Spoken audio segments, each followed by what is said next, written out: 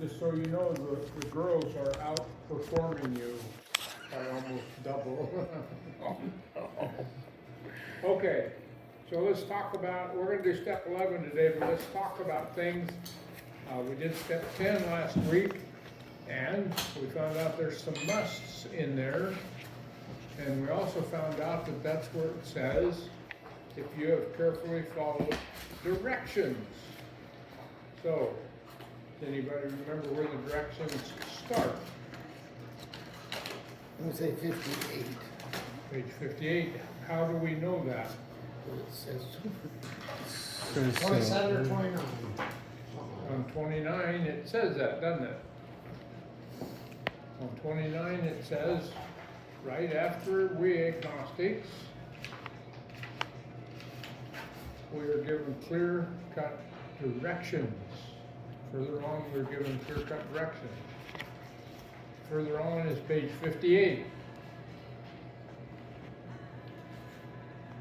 The only suggestion in the book of Alcoholics Anonymous is that we work the program of Alcoholics Anonymous. It doesn't say we're suggesting each step and you can pick which one you want. It says we're suggesting that you work the program of recovery.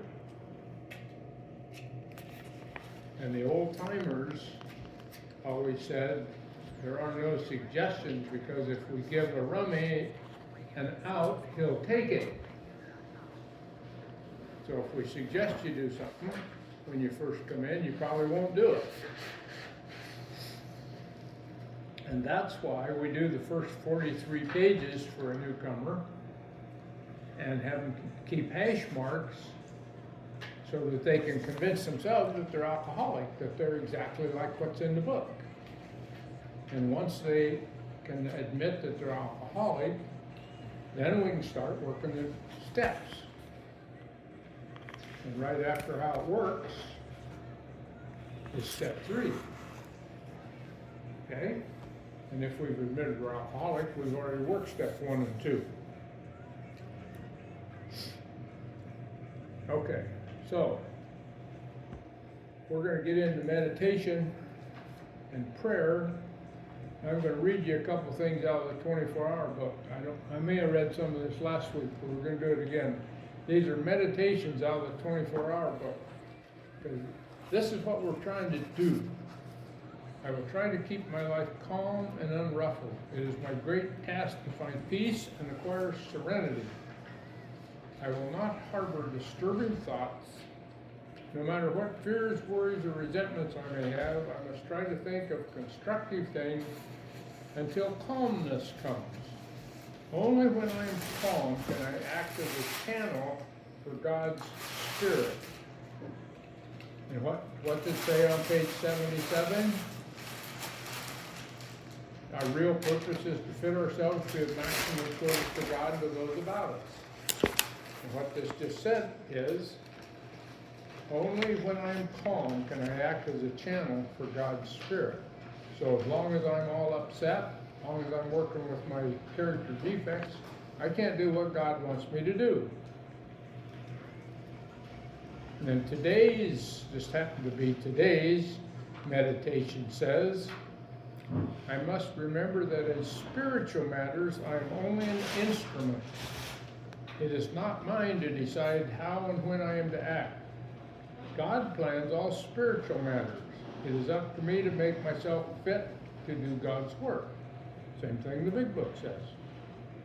All that hinders my spiritual activity must be eliminated. I can depend on God for the strength I need to overcome those faults which are blocks. I must keep myself fit so that God can use me as a channel for His Spirit.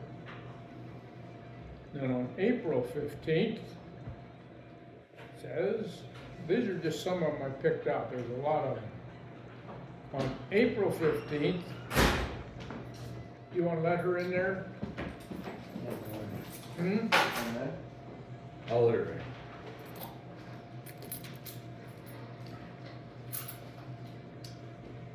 On April 15th, it says, I must keep calm and unmoved in the vicissitudes of life. That means the ups and downs. I must go back into the silence of communication with God to recover this calm when it is lost even for 1 minute. I will accomplish more by this calmness than by all the activities of a long day. At all costs, I will keep calm. I can solve nothing when I am agitated. I should keep away from things that are upsetting emotionally. I should run on an even keel and not get tipped over by emotional upsets. I should seek for things that are calm and good and true and stick to those things. So those are some of the things that we're trying to get to in this program. Because if I'm upset, uncalm, disturbed, I'm no good to help anybody else because I'm all wrapped up with me. Okay? So let's do step 11 in the 12 and 12, or in the big book. I'm sorry, in the big book. God dang it. I'm looking right at it. On page 85. When we did step 10, there were promises all over telling us what we'd get if we did the step. Okay? Same thing here. Step 11 suggests prayer and meditation. We shouldn't be shy on this matter of prayer. Better men than we are using it constantly. It works if we have the proper attitude and work at it. It would be easy to be vague about this matter, yet we believe we can make some definite and valuable suggestions. Go ahead, Tom, start us off. When we retire at night, we constructively review our day. Were we resentful, selfish, dishonest, or afraid? Do we owe an apology? Have we kept something to ourselves which should be discussed with another person at once? Were we kind and loving toward all? What could we have done better? Were we thinking of ourselves most of the time? Or were we thinking of what we could do for others? Of what we could pack into the stream of life? But we must be careful not to drift into worry, remorse, or morbid reflection, for that would diminish our usefulness to others. After making our review, we ask God's forgiveness, inquire what corrective measures should be taken. Our awakening, let us think about the 24 hours ahead. We consider our plans for the day. Before we begin, we ask God to direct our thinking, especially asking that it be divorced from self-pity, dishonest, or self-seeking motives. Under these conditions, we can employ our mental faculties with assurance, for after all, God gave us brains to use. Our thought life will be placed on a much higher plane when our thinking is cleared of wrong motives. Okay. You getting the pattern of this whole program? Clean up those wrong motives. Get rid of them, apologize for them, do our do's and don'ts list, stop doing it. Head toward a different place.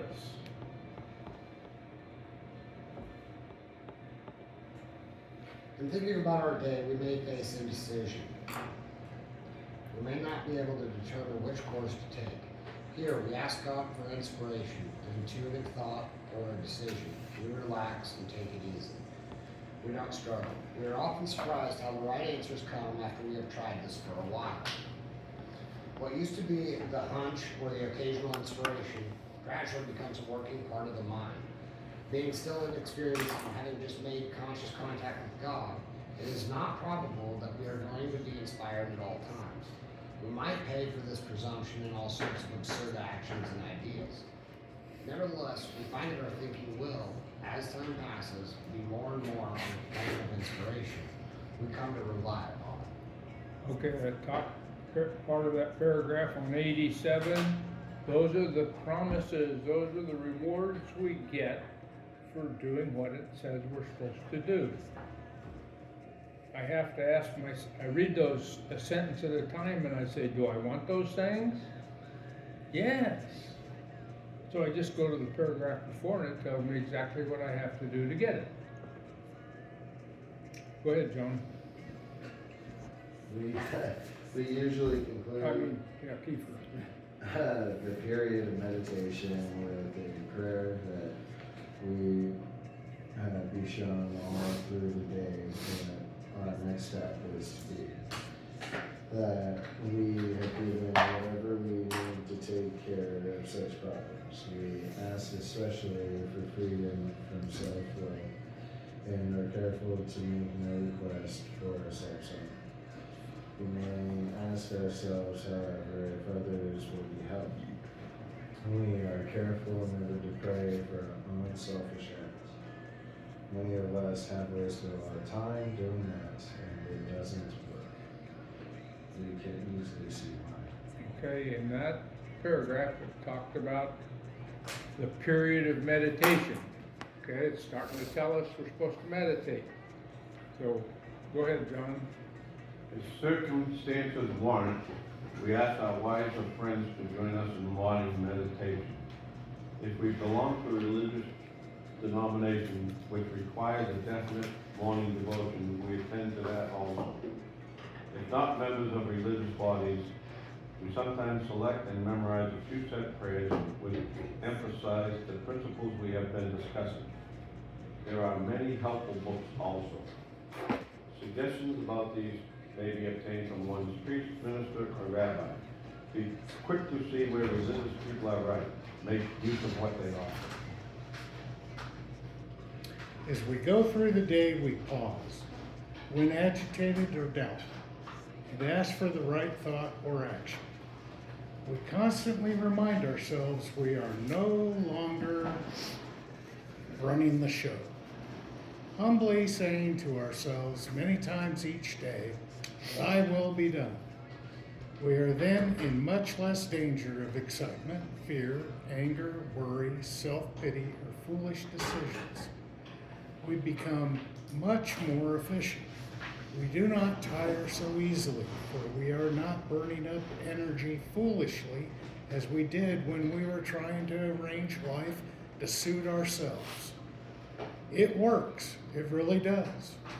We alcoholics are undisciplined, so we let God discipline us in the simple way we have just outlined. But this is not all. There is action and more action. Faith without works is dead. The next chapter is entirely devoted to step 12. Okay, the top of that page has got some more promises and rewards, okay? We're then in much less danger of excitement, fear, anger, worry, self-pity, or foolish decisions. We become more efficient. We're not get tired so easy. We're not burning up energy foolishly. I want those things. And then it says, we alcoholics are undisciplined, so we let God discipline us, which means we have to follow the rules. I know none of us like doing that. But the program lays out what those rules are, those spiritual principles, and I just have to follow those if I want to be different than I used to be. Okay? So, that's the big book on step 11. Let's go to the 12 and 12, and we'll read step 11. And this so happens, it's my turn. Sought through prayer and meditation to improve our conscious contact with God as we understood in praying only for knowledge of His will for us and the power to carry that out.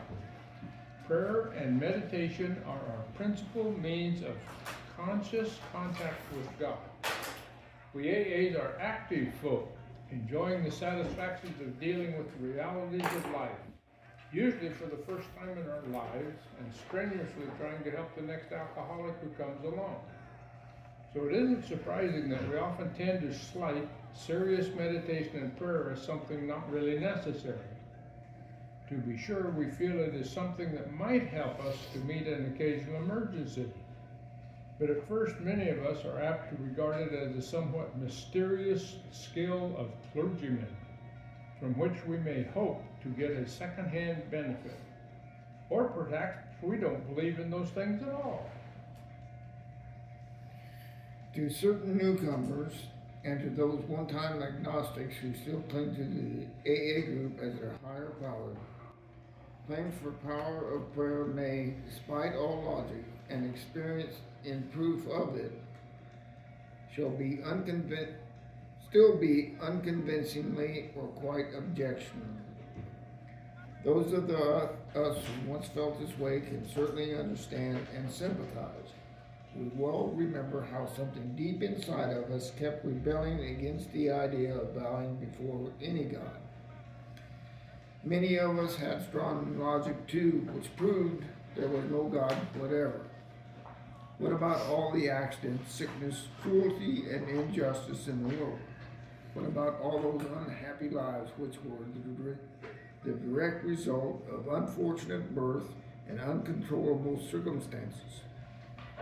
Surely there could be no justice in this scheme of things, and therefore no God at all.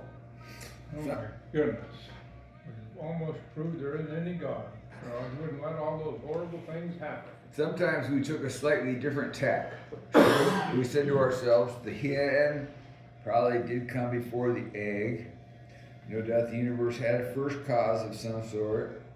The God of the atom, maybe, hot and cold by turns, but certainly there wasn't any evidence of a God who knew or cared about human beings. We liked AA, all right, and we're quick to say that it had done miracles, but we recoiled from meditation and prayer as obstinately as the scientist who refused to perform a certain experiment, lest it prove his pet theory wrong. Of course, we finally did experiment, and when unexpected results followed, we felt different. In fact, we knew different, and so we were sold on meditation and prayer, and that, we have found, can happen to anybody who tries. It has been well said that almost the only scoffers at prayer are those who have never tried it enough. Early in the program, I pointed out a spot where it said, though he may scoff at prayer, he may remain and get better. And the reason I pointed that out, because I said we're going to come across it again. And we just did. It's been well said that almost the only scoffers at prayer are those who have never tried it enough. And since I know that none of you know where that's at, It's at the end look of at the last sentence in the doctor's opinion. Fred knew where it was at. Yeah, I've been in this class before. Doctor's opinion in the big book. Last page.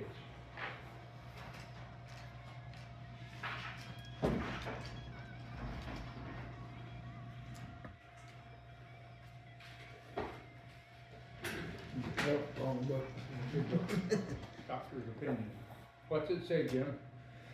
I earnestly advise every alcoholic to read this book through and through. Perhaps he came to scoff, he may remain to pray.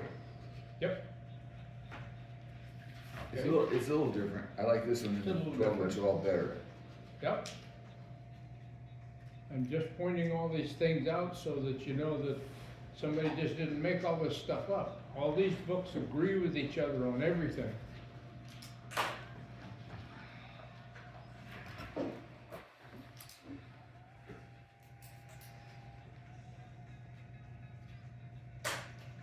Go, Lana. Those of us who have come to make regular use of prayer would no more do without it than we would refuse air, food, or sunshine. And for the same reason, when we refuse air, light, or food, the body suffers. And when we turn away from meditation and prayer, we likewise deprive our minds, our emotions, and our intuitions of vitally needed support. As the body can fail its purpose for lack of nourishment, so can the soul. We all need the light of God's reality, the nourishment of His strength, and the atmosphere of His grace to an amazing extent. The facts of AA life confirm this ageless truth. There's a direct linkage among self-examination, meditation, and prayer. Taken separately, these practices can bring much relief and benefit. But when they are logically related and interwoven, the result is an unshakable foundation for life. Now and then, we may be granted a glimpse of that ultimate reality, which is God's kingdom. And we will be confronted and assured that our own destiny and well-being will be secure for so long as we try, however, falteringly to find and do the will of our own Creator. Okay? It says the same thing in the big book when it talks about all we have to do is make spiritual progress. Okay? It just said we will be comforted and assured that our own destiny in that realm will be secure for as long as we try, however falteringly, to find and do the will of our own Creator. Seeking spiritual progress. Okay, go ahead. As we have seen, self-searching is the means by which we bring new vision, action, and grace to bear upon the dark and negative side of our natures. It is a step in the development of that kind of humility that makes it possible for us to receive God's help. Yet it is only a step. We will want to go further. Read another one. We will want the good that is in us all, even in the worst of us, to flower and grow. Most certainly we shall need bracing air and an abundance of food. But first of all, we shall want sunlight. Nothing much can grow in the dark. Meditation is our step out into the sun. How then shall we meditate? Meditation is our step out into the sun. On page 66 in the big book, it talks about being in the sunlight of the Spirit. It's talking about the same thing. Only it's talking about getting rid of anger and resentment and all that other stuff. And if we do all those things, we squander the hours that might have been worthwhile. And while we're into ourselves and all of our character defects and all of our stuff, we cannot be in the sunlight of the Spirit. Okay? The actual experience of meditation and prayer across the centuries is, of course, immense. The world's libraries and places of worship are a treasure trove for all seekers. It is to be hoped that every AA who has a religious connection which emphasizes meditation will return to the practice of that devotion as never before. But what about the rest of us who, less fortunate, don't even know how to begin? Well, we might start like this. First, let's look at a really good prayer. We don't have far to seek. The great men and women of all religions have left us a wonderful supply. Here let us consider that one that is a classic. I think some of the prayers that I learned when I was a little kid, you know, if I just verbalize them, if I just say them, they don't mean anything to me. But when we hold hands in meetings here and say the Lord's Prayer, I think about things. If I say it by myself someplace, it's just kind of blah, blah, blah, blah. So some of the prayers that I've learned in Alcoholics Anonymous, like the third step prayer, and every time we read this prayer of St. Francis of Assisi, which we're going to read here in a minute, they mean different things to me than those prayers that I grew up with. The author was a man who for several hundred years now has been considered a saint. We won't be biased or scared off by that fact, because although he was not an alcoholic, he did, like us, go through the emotional ringer. There's that ringer thing again that the big book talks about. And I explained that to everybody. And as he came out the other side of that painful experience, this prayer was his expression of what he could then see, feel, and wish to become. He said, Lord, make me a channel of thy peace. Bill Wilson called it being on the beam. The big book talks about it being in the sunlight of the Spirit. And St. Francis of Assisi called it making me a channel of thy peace. that where there's hatred I may bring love, that where there's wrong I may bring the spirit of forgiveness, that where there's discord I may bring harmony, that where there is error I may bring truth, that where there is doubt I may bring faith, that where there is despair I may bring hope, that where there are shadows I may bring light, that where there is sadness I may bring joy. Lord, grant that I may seek rather to comfort than to be comforted, to understand than to be understood, to love than to be loved.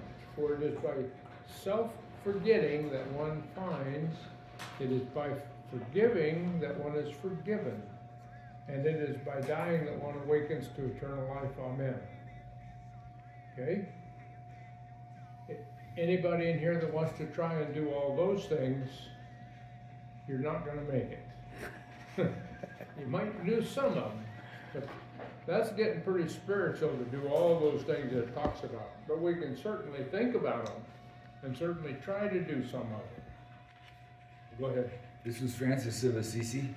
St. Francis of Assisi prayer, yes. It's ASSISI. I can look it up.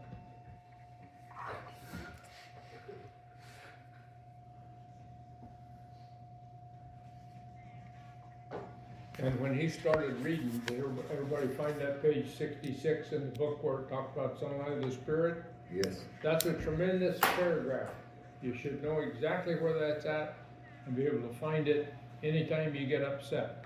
If you just read that paragraph, where it says anger and resentment and all that stuff, just substitute whatever's going on with you for anger and resentment and read the rest of that paragraph. The whole page is good.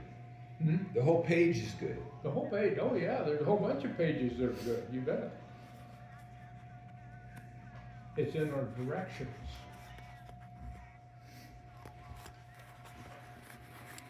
Your turn, Tom.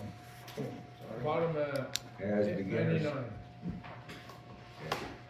As beginners in meditation, we might now reread this prayer several times very slowly, savoring every word and trying to take in deep meaning of each phrase and idea. It will help if we can drop all resistance to what our friend says. For in meditation, debate has no place. We rest quietly with the thoughts of someone who knows, so that we may experience and learn. As though lying upon a sunlit beach, let us relax and breathe deeply of the spiritual atmosphere with which the grace of His power surrounds us. Let us become willing to partake and be strengthened and lifted up by the sheer spiritual power, beauty, and love of which these magnificent words are carriers. Let us now look upon the sea and ponder what its mystery is. Let us lift our eyes to the far horizon, beyond which we shall seek all those wonders still unseen. Shucks. Oh, boy. Shucks. Shucks! Go ahead. Shucks, says somebody. This is nonsense. It isn't practical. When such thoughts break in, we might recall a little ruefully how much store we used to set by imagination as it tried to create reality out of bottles. Yes, we reveled in that sort of thinking, didn't we? And though sober nowadays, don't we often try to do much the same thing? Perhaps our trouble was not that we used our imagination. Perhaps the real trouble was our almost total inability to point imagination toward the right objectives. There's nothing wrong with the constructive imagination. All sound achievement rests upon it. After all, no man can build a house unless he first envisions a plan for it. Well, meditation is like that too. It helps to envision our spiritual objective before we try to move toward it. So let us get back to that sunlit beach, or to the plains, or to the mountains if you prefer. When by such simple devices we've placed ourselves in a mood in which we can focus undisturbed on constructive imagination, we might proceed like this. Once more, we read our prayer, and again try to see what its inner essence is. We'll think now about the man who first uttered the prayer. First of all, he wanted to become a channel. Then he asked for the grace to bring love, forgiveness, harmony, truth, faith, hope, light, and joy to every human being he could. Next came the expression of an aspiration and a hope for himself. He hoped, God willing, that he might be able to find some of these treasures too. This he would try to do by what he called self-forgetting. What did he mean by self-forgetting, and how did he propose to accomplish that? Every time it's talked about the stuff in that prayer, it's referred to the grace, that gift that we get from that higher power. That's what grace is. Okay, go ahead. He thought it would he thought it better to give comfort than to receive it. Better to understand than to be understood. Better to forgive than to be forgiven. This much could be a fragment of what we call meditation. Perhaps our very first attempt at a new flyer into the realm of the spirit, if you like. It ought to be followed by a good look at where we stand now, and a further look at what might happen in our lives, where we able to move closer to the ideal we have been trying to glimpse. Meditation is something which can always be further developed. It has no boundaries, either of width or height, aided by such instruction of example as we can find. It is essentially an individual adventure, something which each one of us works out in his own way, but its objectives is always the same: to improve our conscious contact with God, which is grace, wisdom, and love. And let's always remember that meditation is in reality intensely practical. One of its first fruits is emotional balance. With it, we can broaden and deepen the channel between ourselves and God's will. Okay, right there at the end of that paragraph, talks about grace again. And let's remember that meditation is in reality intensely practical.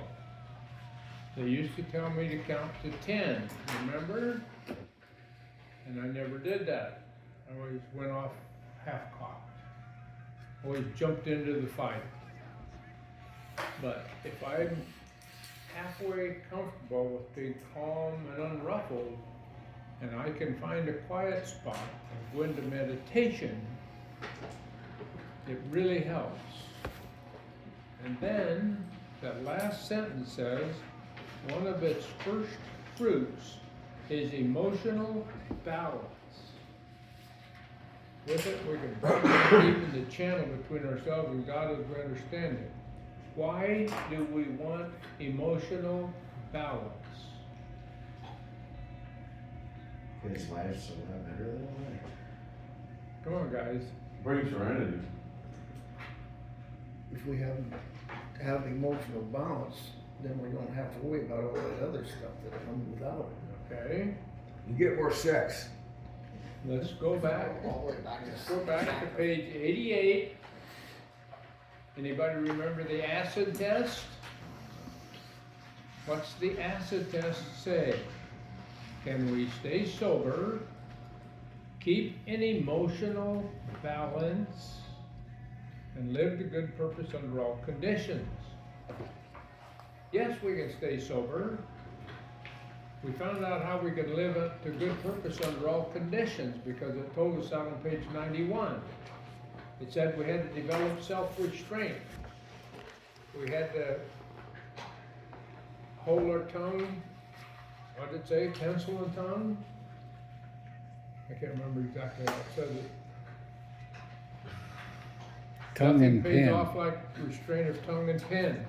At the end of it, it says, for we can neither act nor think to good purpose until the habit of self-restraint has become automatic. So in step 10, we answered how to live to good purpose under all conditions. Now in step 11, it tells us how to remain in emotional balance. If I actually get up in the morning and I meditate and I actually hook up with that higher power that I don't understand and don't know who is, but if I hook up with that higher power and just sit quiet, I obtain emotional balance. It's really hard for anything to upset me that day. Okay? I almost got upset this morning because of the arguing, but I didn't. And I knew Fred was just pulling somebody's strings, so I stayed out. I don't have to get involved in the little petty fights and the encumbrances that one of those readings of the 24-hour book talked about. Meditation keeps me from doing that. It keeps me in emotional balance. Why is that important? It's part of the acid test, and the acid test is the test. It is the ultimate test. Sobriety, emotional balance, live to good purpose. Okay? So I don't have to worry about what I'm supposed to do. The books tell me exactly what I'm supposed to do. That's meditation. Go ahead, John. It says, now what of prayer?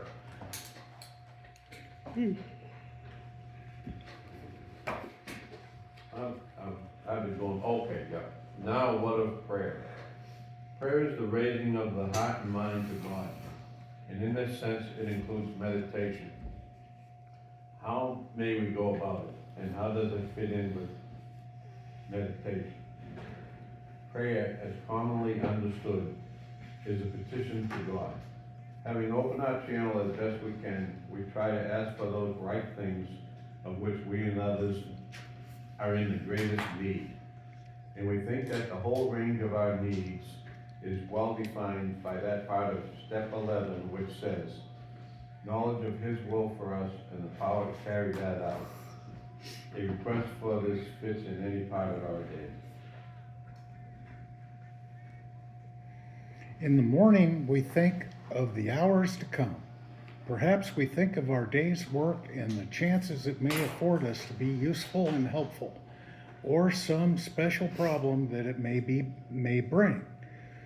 Possibly today we'll see a continuation of a serious and as yet unresolved problem left over from yesterday. Our immediate temptation will be to ask for specific solutions to specific problems and for the ability to help other people as we have already thought they should be helped.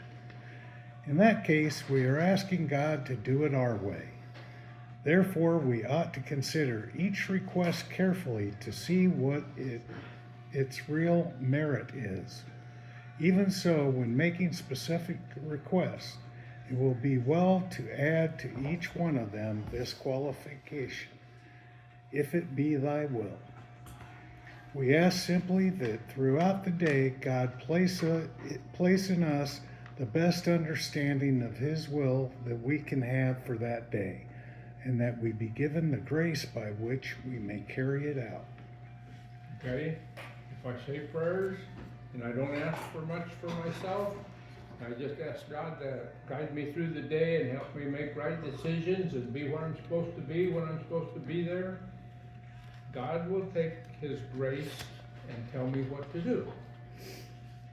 But if I say my prayer and say, I'd like to have you run over Fred with a train today, he probably won't answer that one. He might. He might. And God's will be done. And that's why the third step prayer, I got it on this little card, and it's on page 863 in the book, but you can carry this little card in your pocket with your billfold and stuff, and then you can just repeat it all the time until you get it memorized. It's a good prayer, third step prayer. Okay. Did you just read, Fred? Yes. As the day goes on, we can pause where situations must be met and decisions made, and renew the simple request, thy will, not mine, be done. If at these points our emotional disturbance happens to be great, we will more surely keep our balance, provided we remember and repeat to ourselves a particular prayer or phrase that has appealed to us in our reading or meditation. Just saying it over and over will often enable us to clear a channel choked up with anger, fear, frustration, or misunderstanding, and permit us to return to the surest help of all, our search for God's will, not our own, in the moment of stress. At these critical moments, if we remind ourselves that it is better to comfort than to be comforted, to understand than to be understood, to love than to be loved, we will be following the intent of step 11. Of course, it is reasonable and understandable that the question is often asked, why can't we take a specific and troubling dilemma straight to God and in prayer secure from Him sure and definite answers to our requests? This can be done, but it has hazards. We have seen AAs ask with much earnestness and faith for God's explicit guidance on matters ranging all the way from a shattering domestic or financial crisis to correcting a minor personal fault like tardiness. Quite often, however, the thoughts that seem to come from God are not answers at all. They prove to be well-intentioned, unconscious rationalizations. The AA, or indeed any man who tries to run his life rigidly by this kind of prayer, by the self-serving demand of God for replies, is particularly disconcerting individual. Any questioning or criticism of his action, he instantly proffers his reliance upon prayer for guidance in all matters, great or small. He may have forgotten the possibility that his own wishful thinking and the human tendency to rationalize have distorted his so-called guidance. With the best of intention, he tends to force his own will into all sorts of situations and problems with the comfortable assurance that he is acting under God's specific direction. Under such an illusion, he can, of course, create great havoc without in the least intending. That is a good paragraph to explain why we have sponsors and people that we bounce things off of in AA. Instead of saying, well, God told me to do this. You know, if I go to my sponsor and tell him that, he'll probably think I'm full of crap. And say, I don't think that's a good idea. And that happened quite often when I was first sober, because I thought I had some pretty good ideas. Even if I was in AA, I thought I was still right part of the time. Okay, go ahead. We also fall into another similar temptation. We form ideas as to what we think God's will is for other people.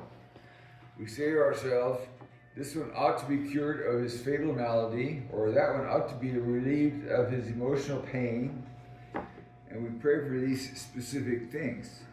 Such prayers, of course, are fundamentally good acts, but often they are based upon a supposition that we know God's will for the person for whom we pray. This means that side by side with an earnest prayer, there can be a certain amount of presumption and conceit in us. It is AA's experience that particularly in these cases, we ought to pray that God's will, whatever it is, be done for others as well as for ourselves.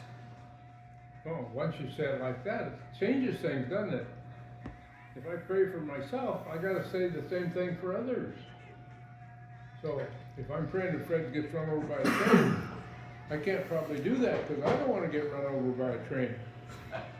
Okay, so if I don't want it done to me, I shouldn't want it done to others. Go ahead. In AA, we have found that the actual good results of prayer are beyond question. They are matters of knowledge and experience. All those who have persisted have found strength, not ordinarily their own. They have found wisdom beyond their usual capability, and they have increasingly found a peace of mind which can stand firm in the face of difficult situations. And there's the promises that we get, the rewards we get for doing it, okay? A wisdom beyond our capability, a strength not ordinarily our own, and increasingly found a peace which can stand firm in the face of difficult circumstances. Read another one. We discover that we do receive guidance for our lives to just about the extent that we stop making demands upon God to give it to us on order and on our terms. Almost any experienced AA will tell how his affairs have taken remarkable and unexpected turns for the better as he tried to improve his conscious contact with God. He will also report that out of every season of grief or suffering, when the hand of God seemed heavy or even unjust, new lessons for living were learned, new resources of courage were uncovered, and that finally, inescapably, the conviction came that God does move in a mysterious way his wonders to perform. All this should be very encouraging news for those who recoil from prayer because they don't believe in it or because they feel themselves cut off from God's help and direction. All of us, without exception, pass through times when we can pray only with the greatest exertion of will. Occasionally we go even further than this. We are sized with a rebellion so sickening that we simply won't pray. When these things happen, we should not think too ill of ourselves. We should simply resume prayer as soon as we can, doing what we know to be good for us. In the big book it says that sometimes we will refuse to pray, and that's okay. We just need to start back up as soon as we get over our little tantrum and we can do it. It says the same thing here. And I'll let you guys find that in the big book so that you'll know where it's at. Go ahead, John. Perhaps one of the greatest rewards of meditation and prayer is the sense of belonging that comes to us. We no longer live in a completely hostile world. We are no longer lost and frightened and purposeless. The moment we catch even a glimpse of God's will, the moment we begin to see truth, justice, and love as the real and eternal things in life, we are no longer deeply disturbed by all the seeming evidence to the contrary that surround us in purely human affairs. We know that God lovingly watches over us. We know that when we turn to Him, all will be well with us here and hereafter. Okay. We're done. Did you get anything out of that step? That was good. There's more there than just reading the words. If I absorb them and I think about where it's at in the big book and I go back and forth and I know that the books all head me in the same direction just to try and get me emotional balance and live to good purpose under all conditions. As long as I head down that road, I'm okay. I don't have to run down that road, I just have to walk that path.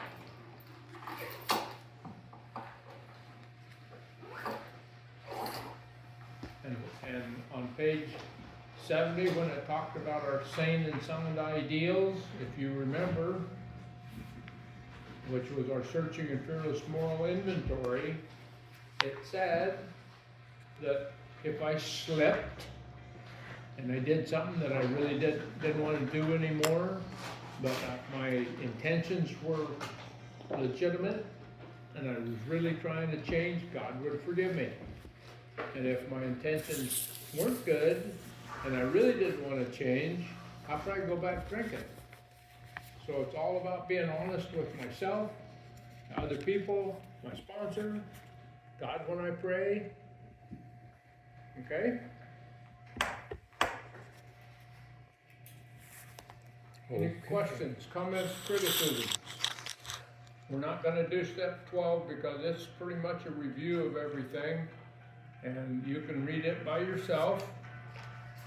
And that's probably not a bad idea because it talks about the joy of living. It talks about that at the start of step 12, and then 20 pages later it finishes up talking about the joy of living. And in between it's a review of all the other steps. So, Those sane and sound ideas, they're on page 70 in the big book, correct? Or sane and sound ideas are on page 70. in the big book? Or Yes, big book.